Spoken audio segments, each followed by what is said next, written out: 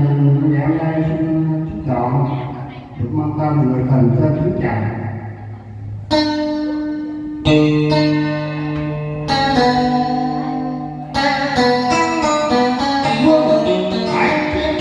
Ổ là xin chào một tối cảm sáng ngày mai chiều về bóng cổ.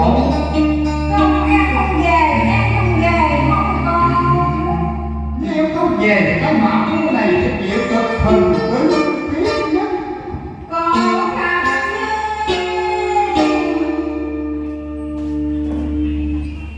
Nếu kẻo ta còn thương xót cuộc đời ta lâu lệ,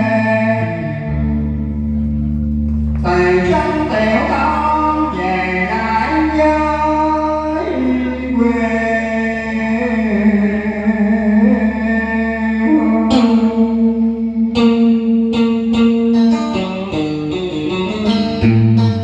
Ở lại gian càng thiếu khổ,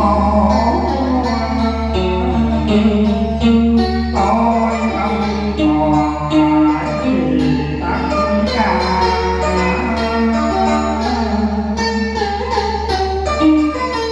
Tôi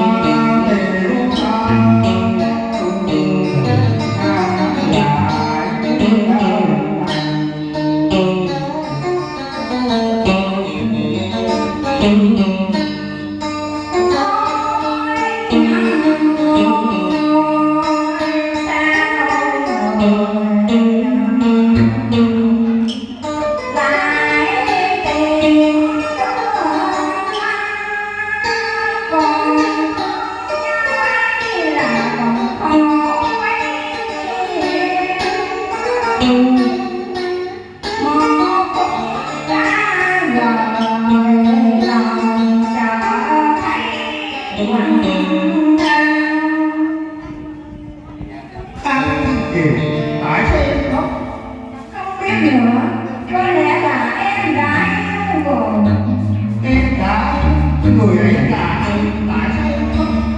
điều có ai một người xa lạ thôi rồi. Anh yêu xa, yêu nhau là tôi phải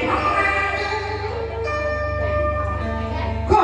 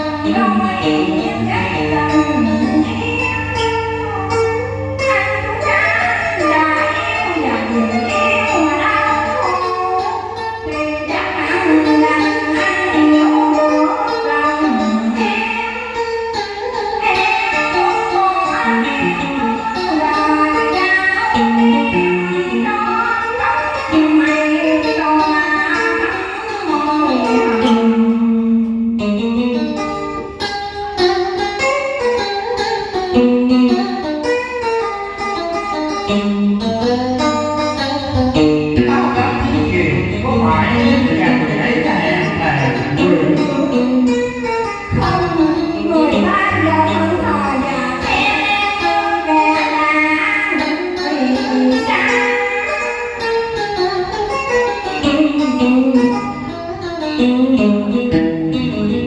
trời ơi kẻ hận yêu lại ở nào xa lạ thì còn gì đau đớn nào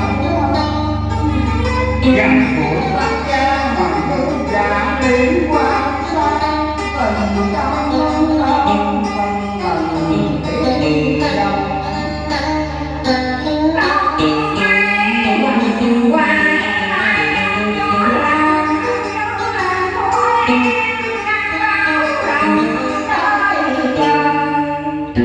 thiên kiều ơi chiều ai còn như anh lo sợ chẳng lắm một cái gì yêu quý nếu họ mai ta gần anh lục chân thì